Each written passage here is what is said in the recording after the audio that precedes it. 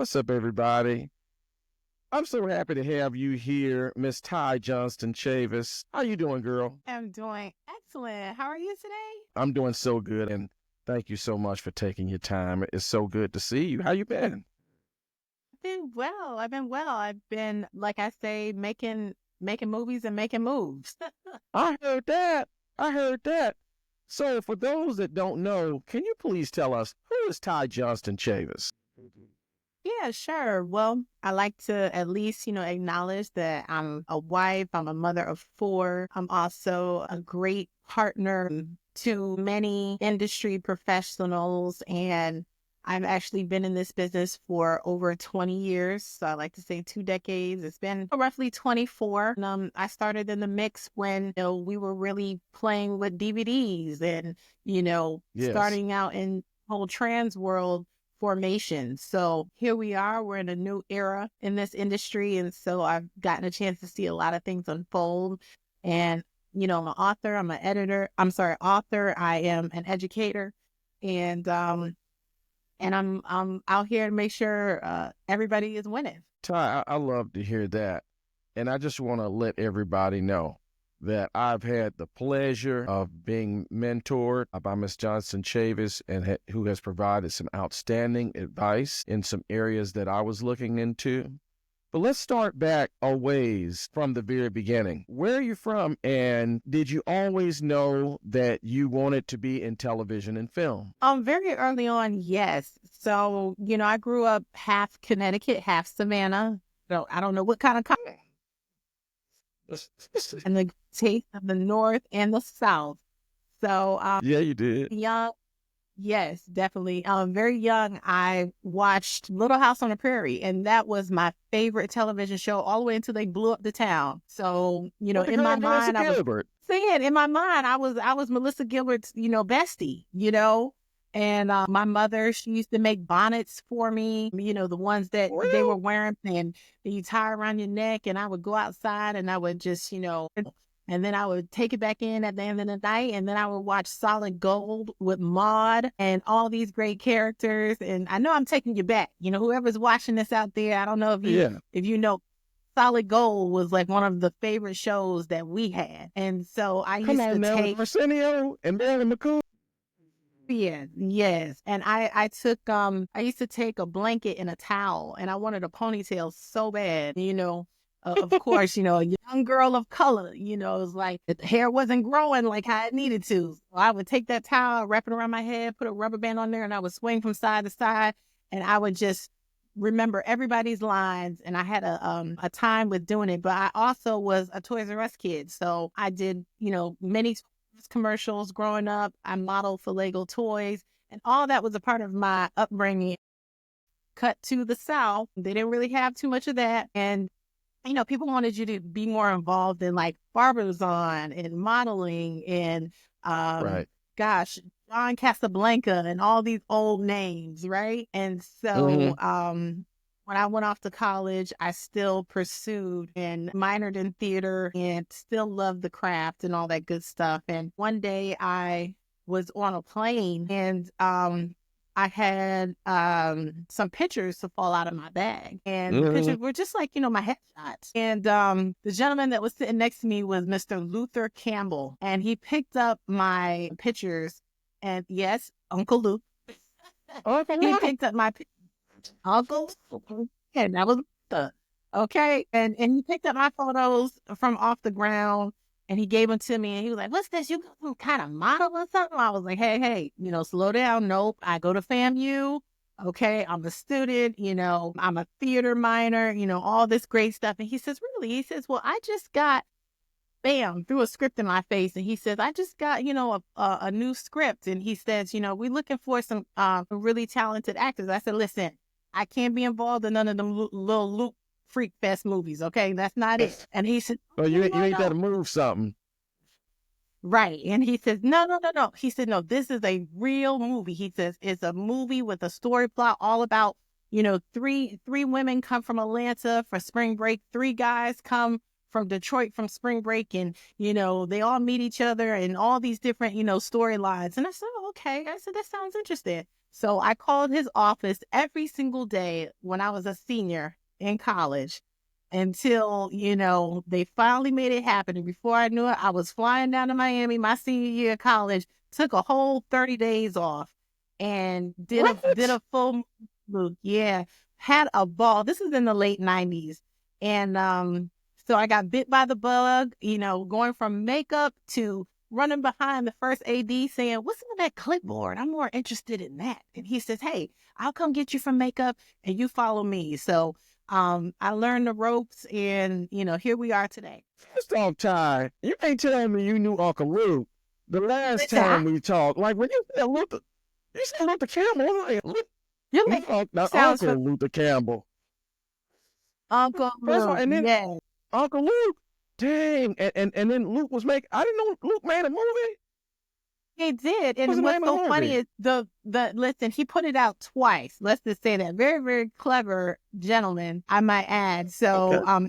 people are trying to do today, redistribute their films just like they do, a new book, old book, and then they rename it and then they do a new edition, right? So the name Yeah, of the yeah, film was yeah. Fest 2000. Luke's Freak Fest 2000. Big Tigger was in it. Bishop Don Juan, Dougie Fresh. It was like, I tell you, this film was believable, but we had so much fun and actually some, really good, talented people that I still keep up with today. But we had such a great time and it was some of my best years coming up. And to know, I was like, hey, listen, I want to make sure this script is clean. And it was. So I was so excited to be a part of that. Luke and I, we still talk today. He places me Okay. up here because he saw me on, the young and the young come up. And so, yeah, some of the good old days. I love that. I love that, Ty, because Ty, I'm from Chattanooga, Tennessee, and you know how it Yeah. was back in the day before. I mean, we listened to the national rap too, but shoot, I mean, Florida rap was what we were listening to. I mean, let's keep, Yes. Two Light Crew, Brother Marquise, you know what I'm saying? Fresh Kid Ice, you know what I'm saying? Yes. Uncle Luke on now. I'm telling you, we had a good old time, and I just love to see people again that are striving and they have a plan. So can't be in this without a plan, and not Right. just being taken by everything else that just kind of comes to you. So here we are. What's the greatest business lesson you learned from Uncle Luke? That's awesome. Keep following through. Keep following through. I think that he is a man of success to many degrees. I love the fact that he saw fit to push for many of us and being able to enforce that very early on in music. And he's a pioneer. I mean, come on. We understand what he did going to the Supreme Court and making that happen for us and fighting justice in so many other ways when it comes to, again, the alignment of music in our industry. And, Yes. he's broken records. And That's so true. one of the greatest gifts that I have learned from him, or, one of those pinpoints, is definitely to follow through. And he also ran for mayor Gotcha. of Miami. The guy is pretty, pretty brilliant, and you got to follow through and turn it into your yes. So Ty, first of all, that's so amazing. There are a lot of people, as you know, out here today trying to make inroads into the industry. You were fortunate in that you got an early break that taught you quite a lot while you were in college. So what was your journey after college? Yeah. So, my journey after college, I didn't stop there, of course, because I said, okay, here I am. I've graduated. I have, a degree in social work. And I'm like, what am I going to do with it? And, I tested myself and I went out there and applied for jobs and, worked in the market of the field. And, I believe in people. So I could get suckered into what I'm doing very easily, even if I don't want to wake up every single day and do it. And, but I do, of course.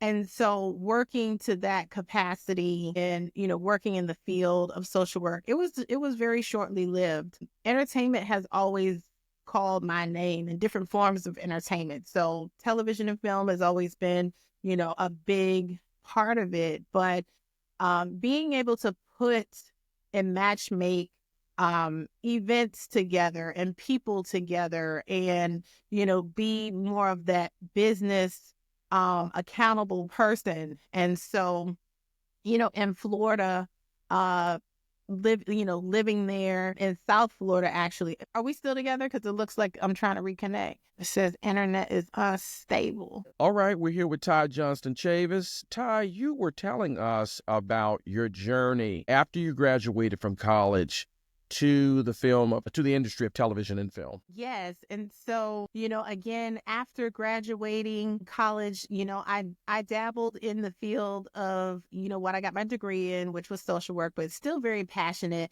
in the world of entertainment. So, I took it upon myself to stay creative. That's what I knew what to do. Again, where we are today is like, hey, you create so that way you don't have to wait. And so I was in that market of creating projects, actually creating events and partnering with people or collaborating with others. And I also was a school teacher, and I was like, oh, my mother was like, oh, I really want you to teach. So, hey, God bless her. She has gone to glory. And that's exactly what I was doing. I was teaching. But I said, if I have to wake up every single day and teach, I got to teach something that I love. I got to teach something that I know, because I was dealing with the little people, the first graders. And so,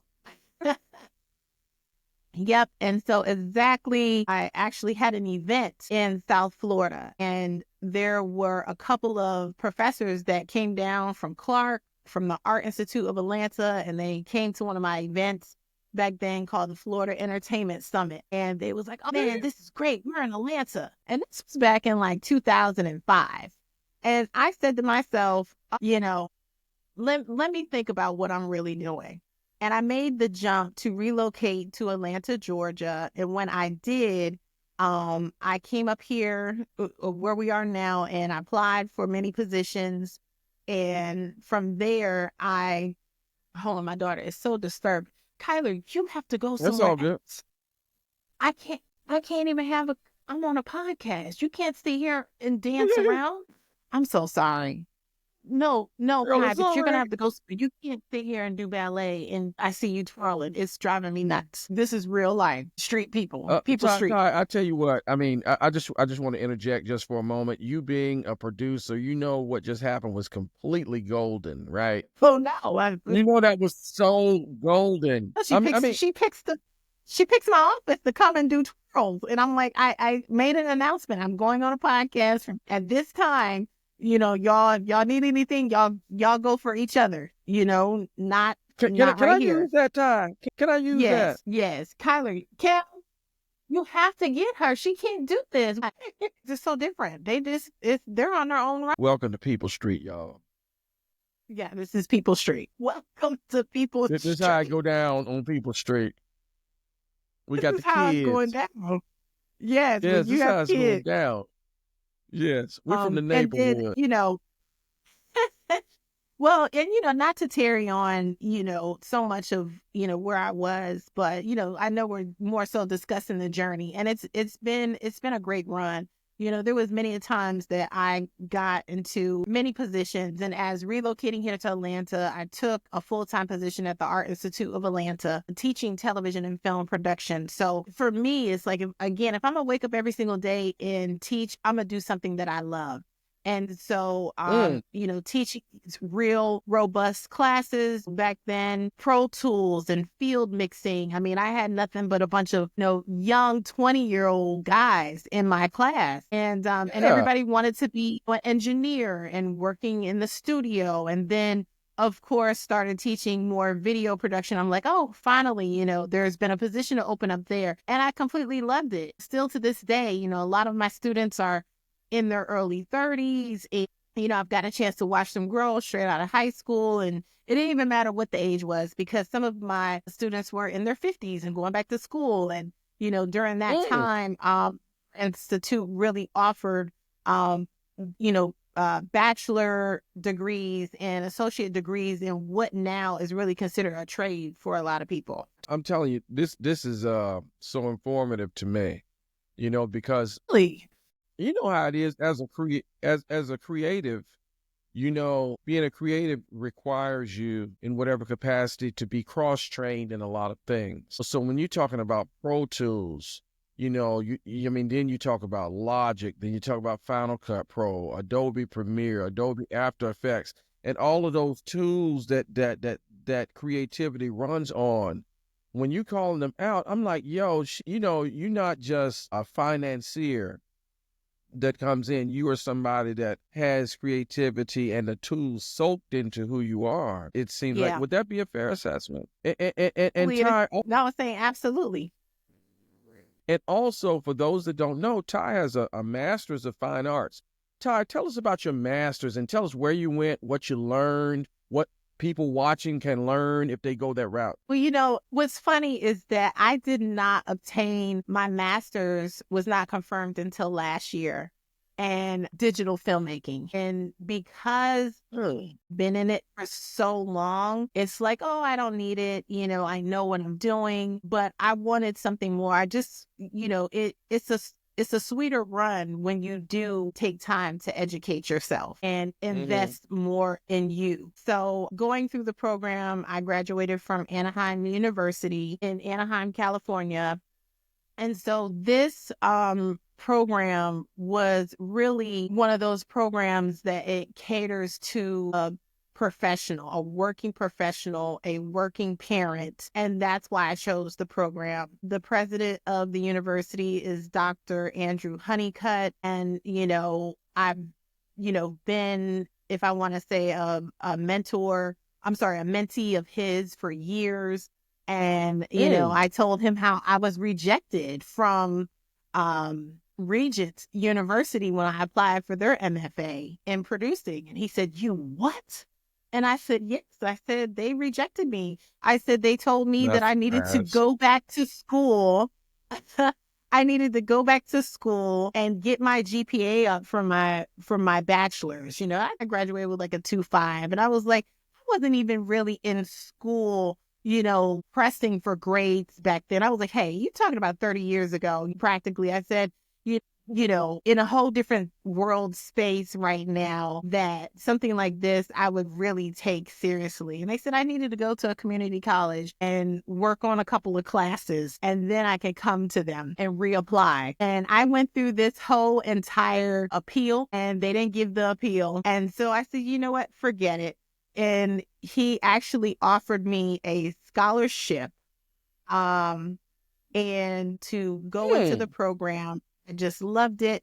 And I also went on and got my professional certification with UCLA as well for their producing program. And that was really heavy duty. That was 144 hours in a crunch of a summer within 12 weeks. And that program was just like obtaining your MFA. So, you know, all these classes and, you know, again, degrees and certifications, you know, they're worth having. But again, something that Uncle Luke said, you know, complete what you started, follow all the way through. Lot to unpack right there. Can I ask you something? What were so all right, at Anaheim and UCLA, Yeah. what did you take from what did you take from those programs that you use on the regular, skill wise? Yes. Well, yeah, no, absolutely. So with the UCLA producing program, they select specific,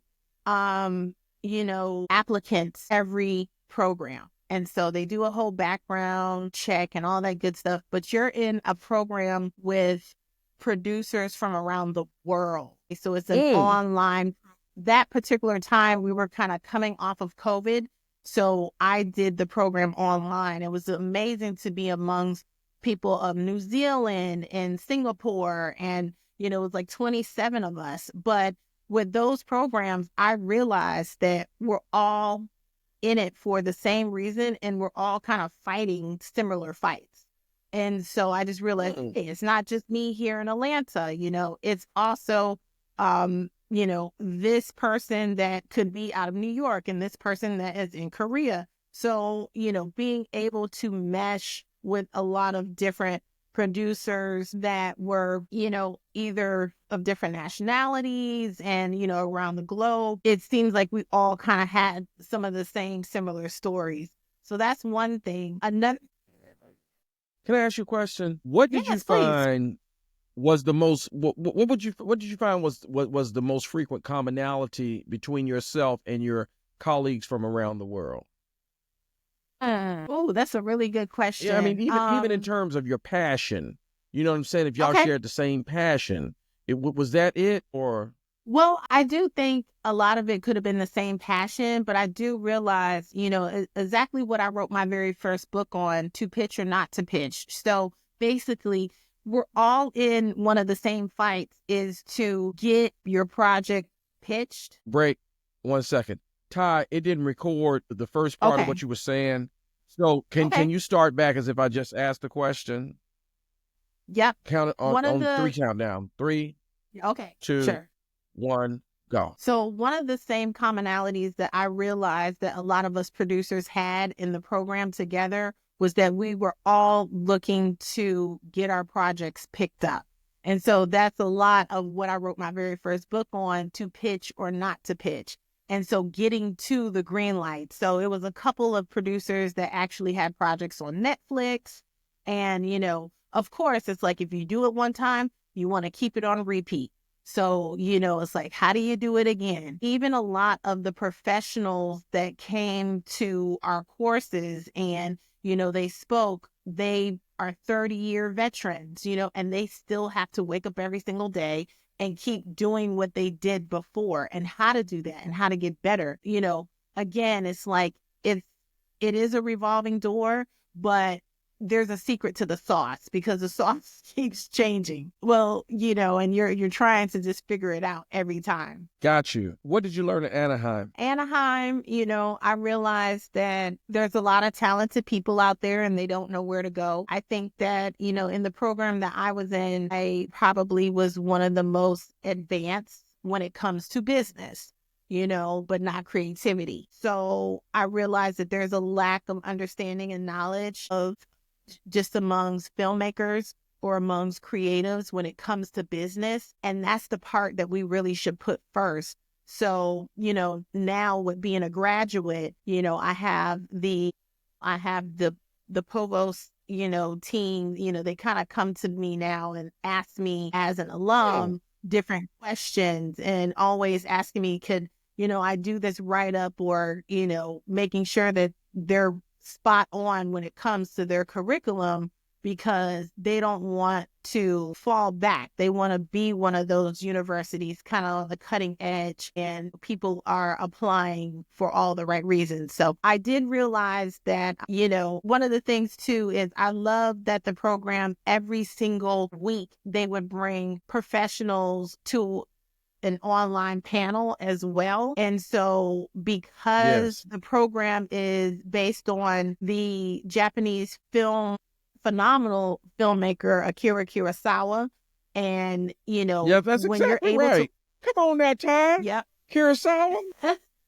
Yes. And so when you're able to study foreign films, that just goes a long way. So you can realize what other filmmakers are doing around the globe. We're stuck in a market here right now, as far as the U.S. market. We're all about what sells. When you deal with foreign films, they're all about the narrative, the story. And so that's another thing of what I realized, because I got a chance to study, the history of Italian filmmakers, and early on in France. And even though it was, again, based on a Japanese legend filmmaker, that still did not stop from us learning about, others that have paved the way. And so then you do realize that just last year, Spike Lee and Denzel Washington, they both came together to do a remake, which they probably are in development for Akira Kurosawa's one of his original films called High and Low. So go back and look for that article. Wow, I didn't know that. Mm-hmm.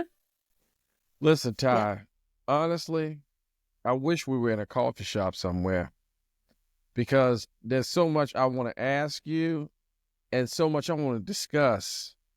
Yeah. You know, I think I may have told you when we first met, I'm a big cinephile. All right. So when you're talking Yeah. about Italian film, you know, Yeah. Fellini, you know, Yes. Yeah. I just, you know, just like French New Wave, Mm-hmm. um, all types of film, Hitchcock, Spike, Yeah. Gordon Parks, you know what I Yes. mean? Melvin Van Peebles, you know, Mm-hmm. all of that good Mark stuff. Scorsese. Kurosawa. Yeah. Yeah, come on now. And even though even though you know somebody's controversial prior to the controversy, Woody Allen, his Yeah. filmography, like Yeah. I mean, dang, you learned a lot of good stuff, girl. That's But one thing that I love different, the program. Yeah. I love that about the program is that you got a chance to retrack history and to really know where everything stemmed and came from. And even though I taught television and film production, I didn't teach the theory part. So, you had a lot of history that was included in your MFA. You had a lot of theory. So that just, to me, I was really excited to kind of dive into that part because again, we're always on the technical, or the yeah, creativity part. But what about, yes. the other parts that we don't really get a chance to grasp to? How long did it take you to complete each one of those programs? Well, the program is, about 3 years because it's a smaller program. And that's what another thing that I loved about it was the intimacy part of it. But I have to say the sad part of it, and it seems like the same thing happened to me when I was um, getting my bachelor's, is that I was waiting for one class to happen. And that class did not get put on until like they didn't open that class back up for another 15, 16 months. So I had to wait like a year, almost a year and a half to take that one course to complete in order to confirm my master's. And even though I tried to do an independent study, the VP, she just was like, nope, sorry, this is supposed to be a group effort and full engagement. I respected that. So, for me, I'm gonna try to fight it. I'm gonna find another Yeah. way so I can get it done. So I don't be, kind of laxed in time. But, again, God has all his ways of making us patient. And so I waited it out, but it was all worth it. Ty, if you are now we're talking to young filmmakers out there. We got filmmakers all over the city, all over the world. Ty, Mm-hmm. if you're 21 years old and you wanna create a movie and you broke, what do you tell them to do? You get a bunch of your friends together. You get people who care and who want to support you, and you write a plan together. Okay. And you might have to be the person to initiate the plan, but then you can delegate and tell everybody where you need for them to be. If you're that one person, okay, whether if you say, hey, I got a great script, but then I don't know what to do after then. All right. Find somebody that you know that you could trust that can help, delegate, and, you guys do the research on what needs to get done to make a movie. I mean, essentially, yes, you want to start with a producer. Okay, if you can, or you want to start with somebody that has some very good skill sets of being able to put things in place of management. Ty, where I find a producer at?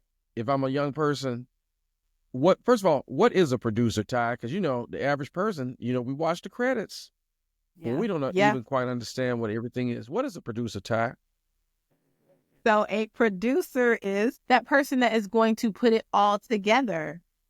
At least that's going to be a start. You got a lot of different levels of a producer. Okay. But that one producer that is able to take on the challenge and start with making phone calls, hiring people or getting people to come together to do one common goal. Okay. So you got one mission, and that is to start from beginning to end with pressing record and recording the content, right? I'm trying to make this as simple as possible. And that producer might be somebody to go out and help find money so that way you guys can have snacks on set, or Yeah. find talent, or also find, a good director. Or sometimes you guys might have to play several different roles because, you can't afford to bring all these different people together at one time. And even though the budget might be $20 to $500 to, hey, we're all going to do this on our own and hope for the good, it can happen. Let me tell you one thing that happened. And actually, this was at the top of last year. I've worked with a lot of different people in this business, whether if they're novice or they're, full veterans of 30 years. Okay. And again, the same thing is get it done and put it out there. But there's this one brother who, he goes so hard every single time. And I've worked with him as a first AD, and we worked together on a film. And I said, so, what else do you want to do? And he said, oh, man, I would love to direct. But he's the assistant director. Okay. And Right. A damn one too. And so I said, well, you want to direct? I said, so we need to get you directed. And he says, yeah, I guess I haven't really thought about it, or I'm waiting. I said, we don't have to wait. This is what we do. I said, I got several different short film scripts that I'm going to let you choose which one you like. And I said, next month, we're going to shoot it. And he's like, are you serious? And I said, yes, this is exactly what we're going to do. So he picked one of the scripts that he liked. I went out there and recruited the whole entire team. We worked for pro bono for 2 days to shoot a short film. Even the talent are named talent people that we all watch on television or we're following or social media. They're on real shows and they're on real films. And even the people who work behind the camera, above the line and below the line, they work every single day in this industry. And I said, hey, listen, this is what a producer does. Okay. All right. For those that don't know, I went out there and I said, I would love for you to be a part of this project. We're shooting a film. And I said, I hate to tell you, it's pro bono, but the great thing about it is that we're all coming together and we're starting the year off of how we want our momentum to be, how we want to just start like this and keep going. And this was at the top of 24. So we shot it in January. I mean, when I tell you those 2 days were just so much fun and nobody wanted to leave. They hated to wrap out. And everybody was like, oh my God, what's next? What's next? Nobody asked about, I did overtime and I know it was free and can I get my money? Nobody said that. You know why? Because it's the way that you treat people. It's the way that you make sure that people are, in it for the right reason, and making sure that, again, everybody has that laser tunnel focus, but having fun with it as well. And so we shot that short film. The now director, right? The first AD, he now has a directed piece that he could show. There was a couple of people that never had an opportunity and you wanted to place them in certain positions on the project for them to be able to highlight their talents as well. And so that's what we did. And we ran it through the film festival circuit. It was a great run. It got selected in a couple of places. And so again, now it can go on people's portfolio and everybody had a great time. Ty, I'm going to keep it So a you buck. can't tell me it can't be done. You can't tell me that you got to know people. You just got to follow through with people. And it might have to be some convincing that you have to do. But again, it's the way that you treat people and their attitudes have to be right. I just want to just diverge and just say thank you for being the type of person that you are, because, people don't go out of their way for you. You know what I mean? In life, in general, in any respect. You know what I mean? So I must say, brother to sister, I appreciate you. And that's me, because I keep it real. You know what I'm saying? I'm just telling you what it is. Ty, what was the second movie you worked on where you were at the reins? Oh, but yeah, I'm sorry. I'm not clear enough. I'm sorry. I'm not clear enough. What was the first movie when you were at the reins? It was a Lionsgate film that I did. It was probably about 1.5 to 2 years later. I actually went out to audition for that film. And when I got there at the start of the audition, I was the very first person, that morning. And that crew had just got to South Florida from New Jersey. And so they really didn't have places of knowing where they were going to go eat for the day. And they were just really settling. And can you imagine when you're going to audition, it's like, hey, you slate your name, you do your lines of what, the read is supposed to be a live audition, a live read. And, the next person comes in. Well, they started asking me all these questions because I was the first person for that morning. And again, they were trying to settle themselves. They had just flown in and they seemed to think that I had all the answers, or at least I believed that I felt like I did. And they said, well, we feel like you're on the wrong side of, the table. Why don't you come over here and sit with us, and this was after my audition. So fast forward to, I was hired as the assistant to the producer, and I realized that producer was a vice president of a bank in West Palm Beach, and they could not be on set. So I was thrown into the wolves with the director and really producing a film that had, a crap load of background, maybe up to close to 200 people, having to handle contracts. I mean, I was just really thrown in it and, had a great time. So let me, I'm going to ask you some, to non-industry folk, what does background mean? So BG or background is talent that is filling in space.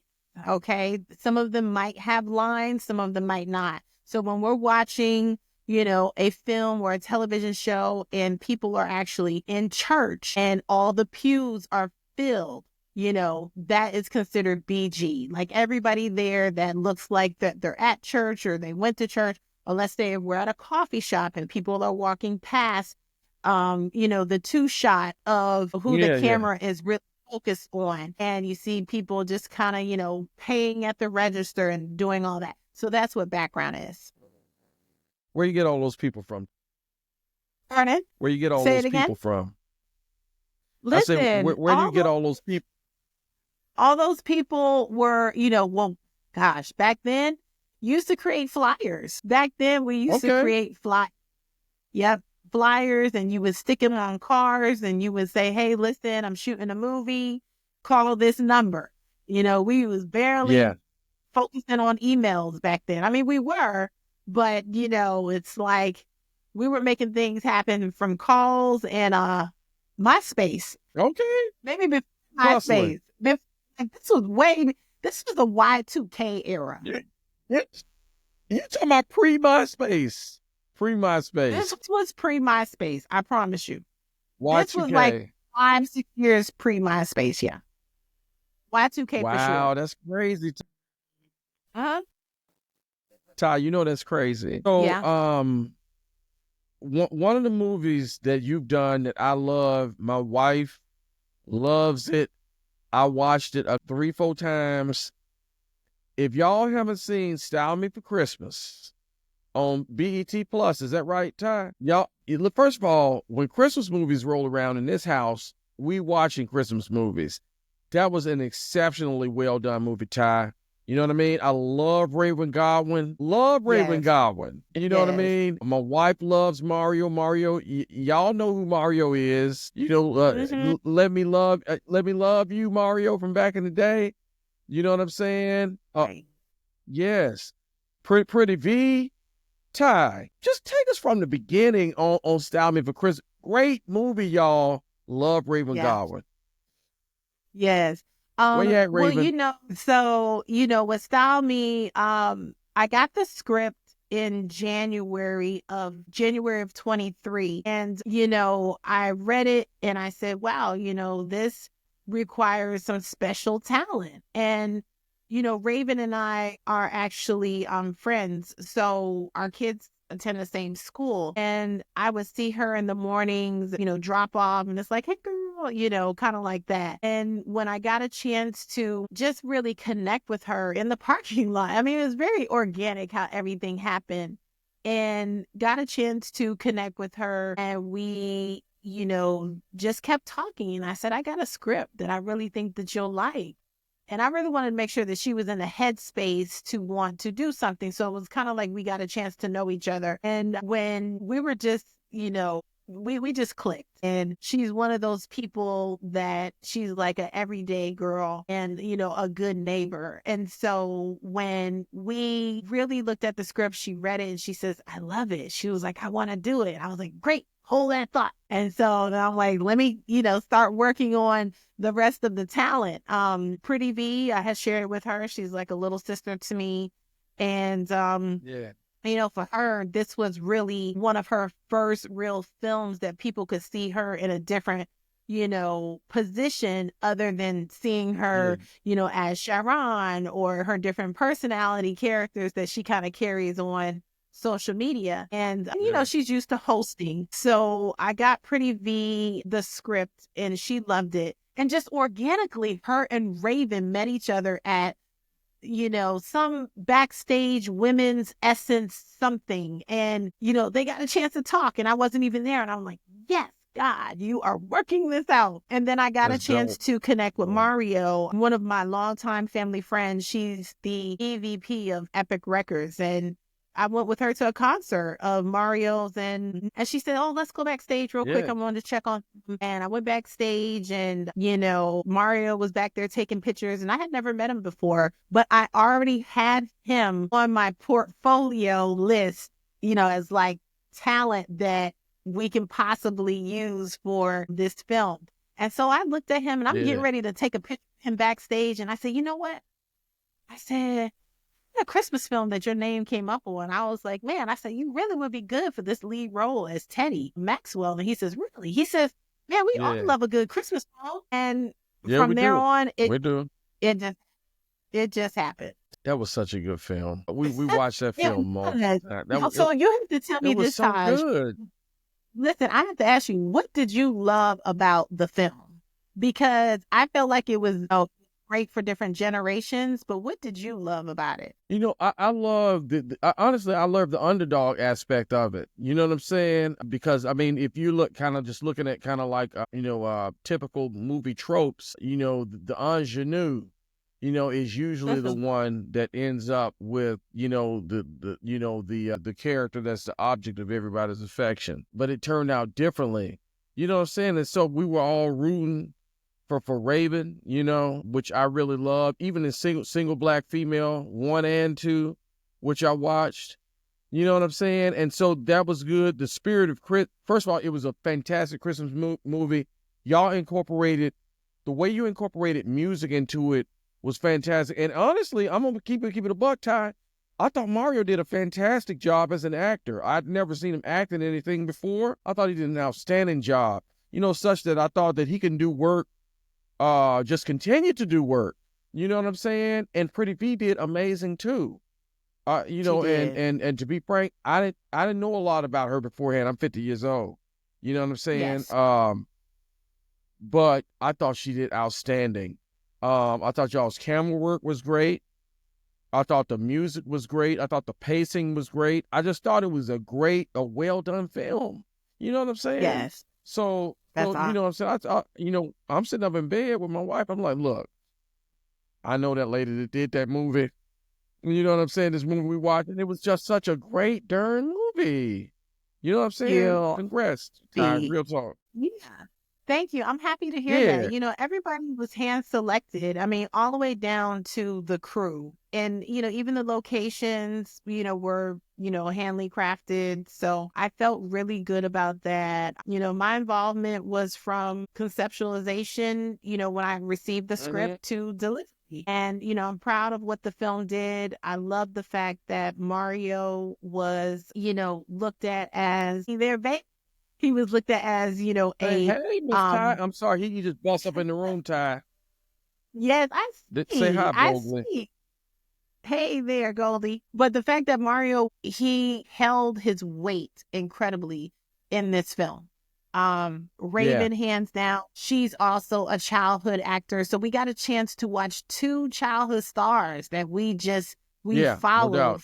So, and then Pretty V bringing in her pizzazz, it just really worked well.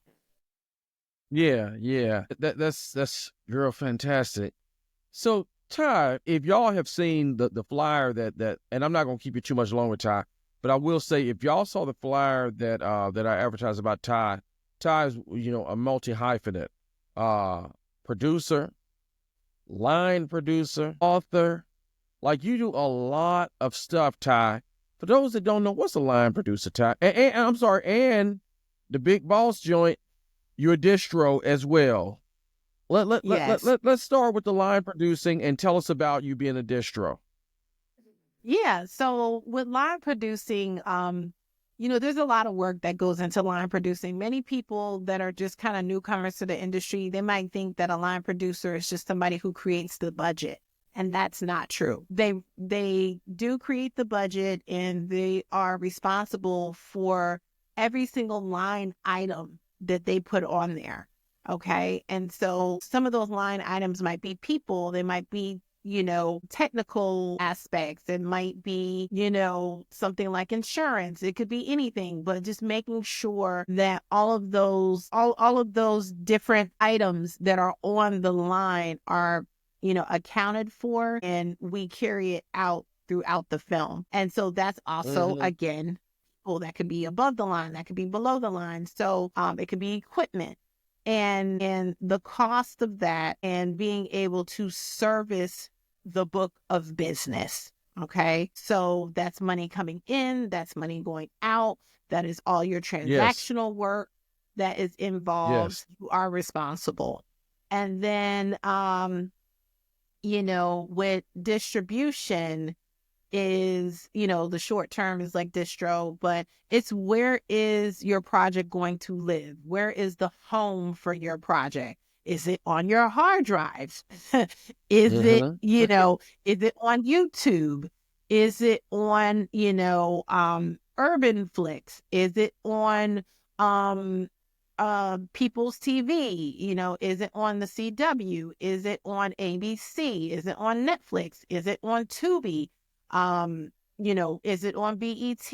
Where is this going to live? And so how to get to these different distribution outlets is something that I've always pursued, in making sure that those who are of the creative community, they're able to, filter their work to some of these distribution outlets. Which is an excellent opportunity to seg into the next point. You've written a book precisely about these issues, have you not? I'm sorry, I'm about to call you Dr. Ty Johnston-Chavis, but you got Dr. Love of Knowledge. Okay. What's the name of your book? What's in it? How do we get it? Yes, thank you. So my sophomore book is called Give Me the Green Light. And so, basically that's exactly a lot of what we're talking about. Yes, go ahead. Can you repeat that, Ty, please? Yes, it is called Give Me the Green Light. My sophomore book is called Give Me the Green Light. And it's a lot of what we're discussing today, of how to get your project out there, how to have your project into production, some of the different waves of working in the production phase, and then taking your project and making sure that it gets into the right hands to get a green light. And what does that really mean? Got you. Absolutely. Ty, you also, first of all, what's the name of your first book? Let me see if I have these books, and I know that I have. I didn't realize you had a first book. Yep. The first book is called To Pitch or Not to Pitch. Here it is right here. So this is the first book. It's called To Pitch or Not to Pitch. Okay. Pitch or Not to Pitch by Ty Johnston-Chavis. Yes. And so the foreword of this book is from the fascinating Mona Scott Young. Okay. So Mona. I love hip hop. Yeah. Mona Scott wrote Young, Haitian. Yep. Mona wrote the foreword to this book for me. Hey, Mona. Mona wrote the foreword to the book, and she, Mona and I, we go way back. When she was getting ready to come up with the concept of Love and Hip Hop, she called me and she says, hey, this is what I'm doing. I got this great idea. I want to put together, a pitch and a whole sizzle. And I got this, this whole rainfall of ideas, can you help me? And so I did the original casting for her for Love and Hip Hop Atlanta. And so that was, yeah. So that was fun. I did so many things. So you're responsible for Stevie J. Original. Huh? You're responsible for Stevie J, for the boy from Source Magazine. What's his name? The publisher from Source Magazine from Boston. Oh, in a pickle Got the right now. daughter So Corla forgive me. Ray. Yeah, Oh yeah, yeah, yeah, yeah, yeah, yeah, yeah. yeah. From Rashida to Kurt. K Michelle. Yes, all of them. Yeah, It you cast that yeah, time. yes. That was a great season. That was like the Yeah, best season. it was. It was fun. It was fun. We had a good time. We had a good time. So I didn't work on Love and Hip Hop, but I did all the original casting when she was in the middle of, putting it all together. So I got a chance to see a lot of people who made it and a lot of people who, didn't make it. Yeah, yeah. Benzino, that was his name. Yep, Benzino. And then the second book Yeah. is Give Me the Green Light. So the moment you go from script to deal. Yes, that's right. That's right. Available at multiple places. If you follow my YouTube stories, you'll be seeing the link directly to Ty's second book, because she's written two, not one, not two, no, but two. You know what I'm saying? Ty, girl, listen, that's amazing. Can I just say Yeah. that I'm proud of you? You know what I'm Oh, saying? yes, And you right. you know what I'm saying? I know you went to Florida State like Dion, but you also started at FAM. You know what I'm saying? And Yeah, as I I've did told you, I'm from all my time. Yeah, I did all my time at FAM. All my friends and pals. That's all I know. Like the only reason like why the girl Dr. Heavenly. Dr. Heavenly, right? The only reason why I ended up at Florida State, the last 30 hours, 15 hours was an internship. The other 15, I had just got back from doing Luke's movie. Okay. I can't even tell you, but it's only because I was not trying to wait a year to take another class at our lovable HBCU school. So I said, I I'm know hitting that's across. right. I'm going to get this Well, let degree me tell from you. FSU. Well, Ty, I'm gonna keep it a buck. Like, if you done 3 years at FAM, you a fan, you a rattler. You know what I'm saying? And Oh, even though did, being from, did all four. I was at, you did I'm all telling you, four except for 30 hours. for 30 hours. That's all that is Well, on my transcript. That's it.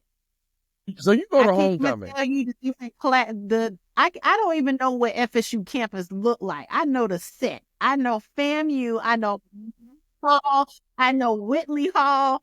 I know Gibbs Hall. Right. I know Patty Foot. I mean, hey, listen. When Let I me ask tell you. you, I got one question for you. I got one question for you, Ty Johnston-Chavis. What you yes, know about the Orange Room? don't start. Don't play. Don't play. Listen. You know, Dr. Heavenly is a friend of mine, and I've told her in the past, she's been on the show. I'm from Southeast Tennessee, Tennessee State, and the battle of the bands between the Tennessee State Yes. Marching Tigers of Nashville, Tennessee, where my Come mama on and my now. daddy and all my uncles and aunties graduated, have battled against the FAMU Rattlers for many a year. Why they don't have the Battle of the Bands I'm about to say Georgia Dome? At the dome anymore? Why they don't have it anymore? You know what? I've heard a lot of mixed stories about the reason why they don't have it anymore, and I can't put my finger on it, but I miss it. I really do. Like those were just some Yes. times, and I don't even know if the bowl games are the same as what they used to be from back then. But if we can go back in time, then I would take a walk down memory lane and do it all over again because those are some of the best times, boy. Where did you live freshman year? Whitley Hall. Third floor. Let me tell you something. I went to the Morehouse College, that beacon on the red clay hill in Georgia at 830 Southwest, Southview Drive Southwest. That's right. Going to an HBCU is such a blessing. It really You know is. what I mean? It's such a blessing. You get to be around so many brilliant people, and you get to have a break. You know what I'm saying? Where you can just discover who you are. So one HBCU person to the next. I show appreciation. Ty, your top 3 favorite movies of all time. Oh my God.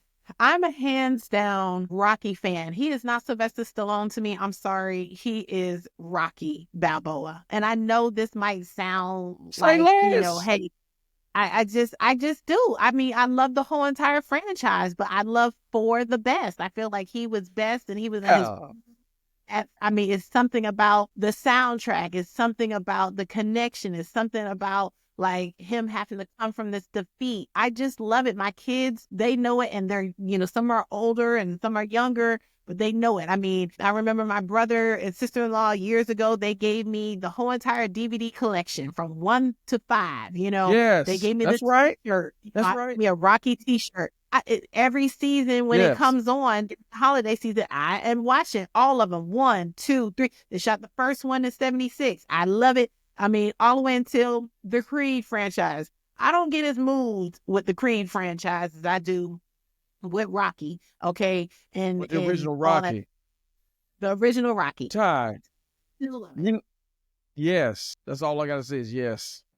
And I love the story behind it. I've heard mixed stories too of, he didn't really write it and all this, but I got a chance to see Sylvester's documentary. And, he pulled out like everything, all his archivals. You should take a look at his documentary on Netflix when you get a chance. It's really good.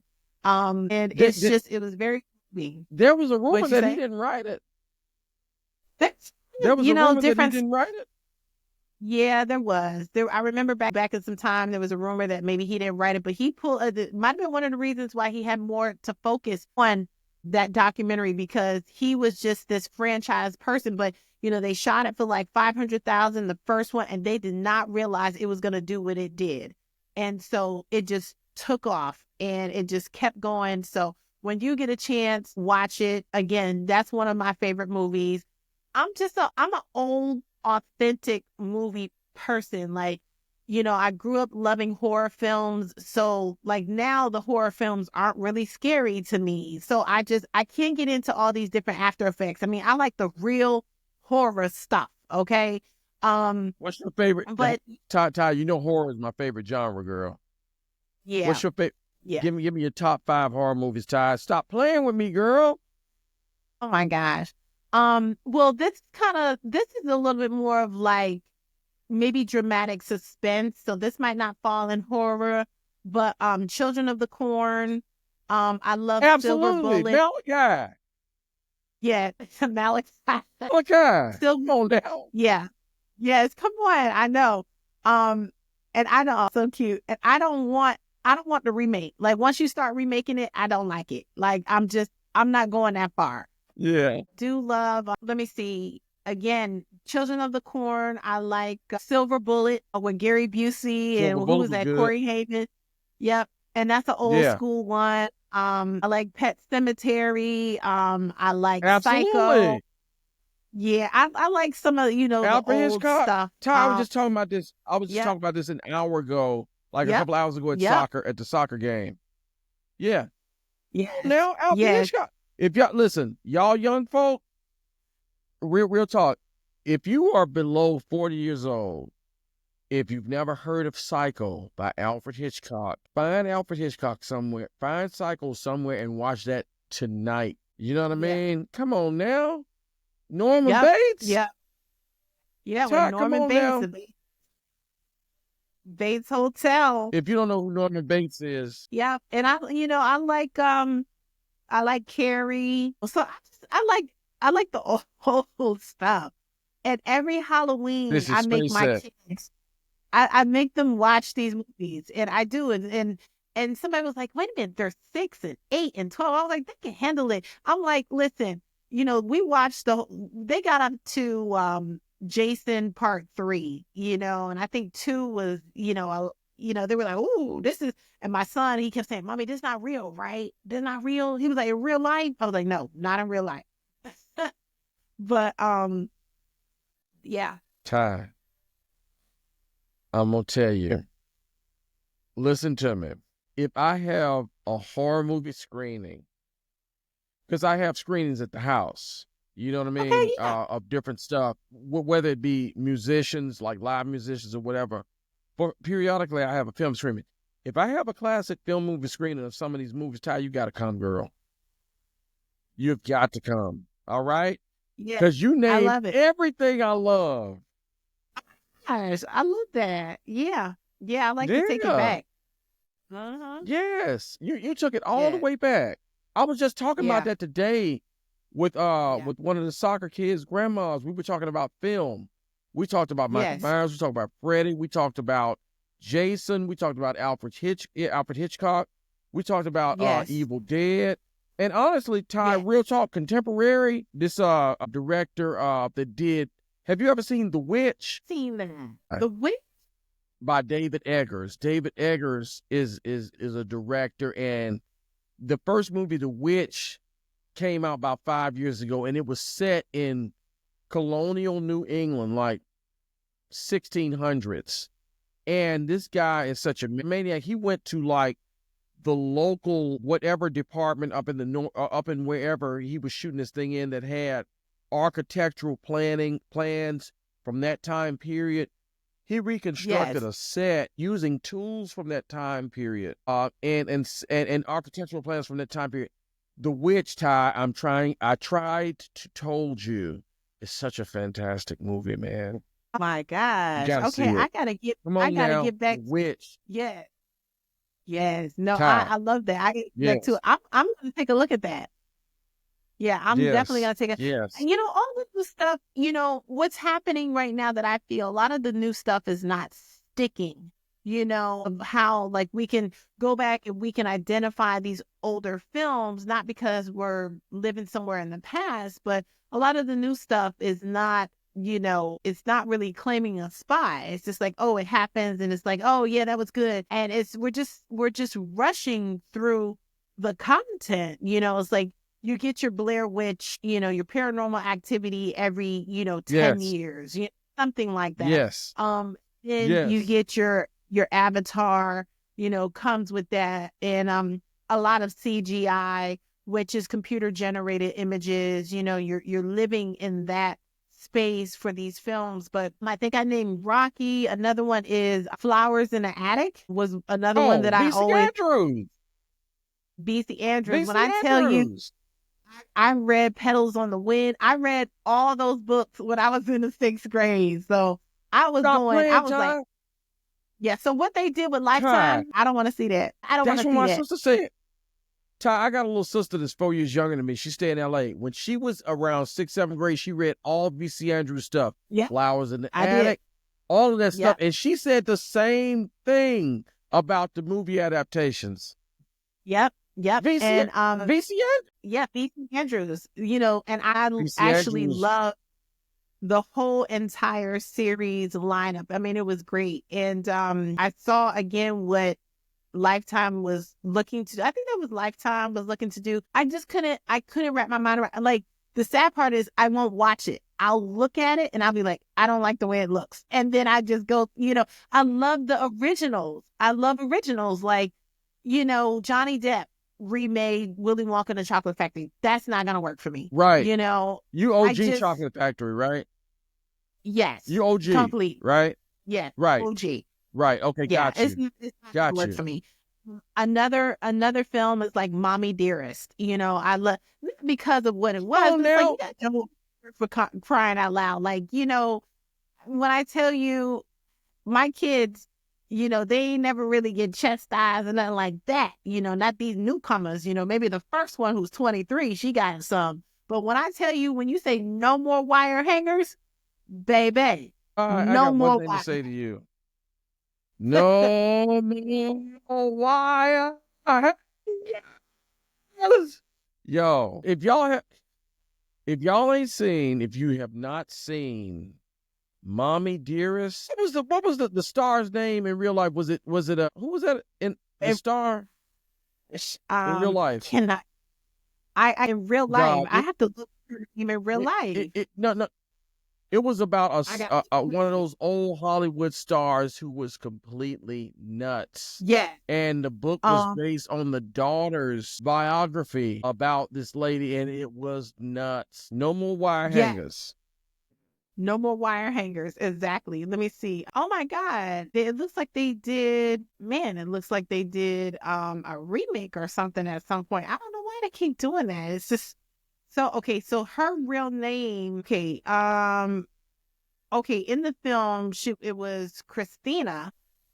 Oh my God, but now everybody is so older. Oh my goodness. Of course, Joan Crawford, Joan Crawford. Diana Joan Harwood, Crawford. It was about Joan Crawford. If y'all don't know who Joan Joan Crawford Crawford, is, look up but Joan Crawford. Christina Crawford, the daughter.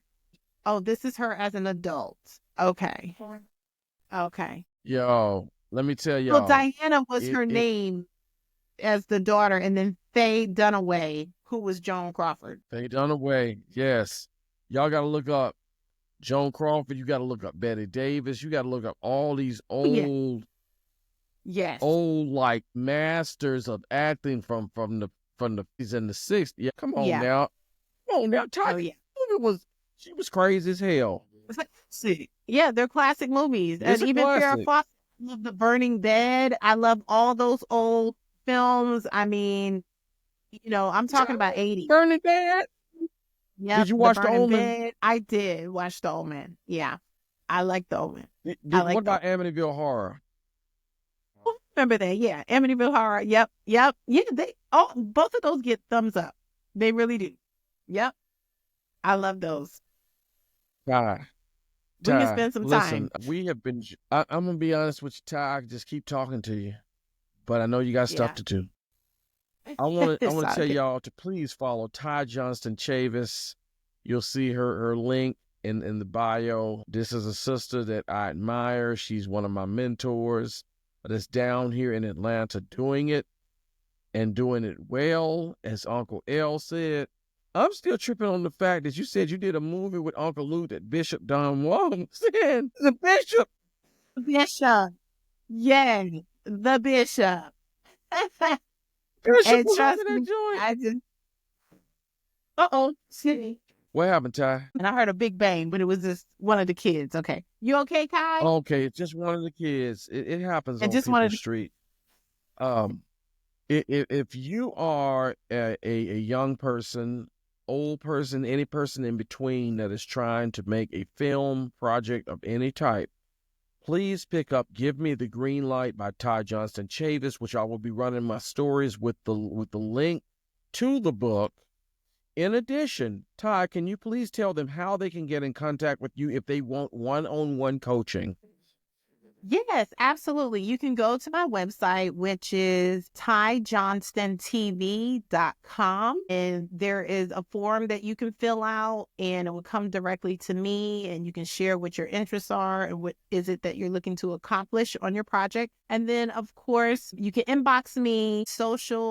My social handle is the same across the board with all the socials, which is Ty Johnston TV with Twitter, with Facebook, and IG. Let me tell you, Ty, Southeast Tennessee. I'm from Chattanooga, Tennessee. Highway 58.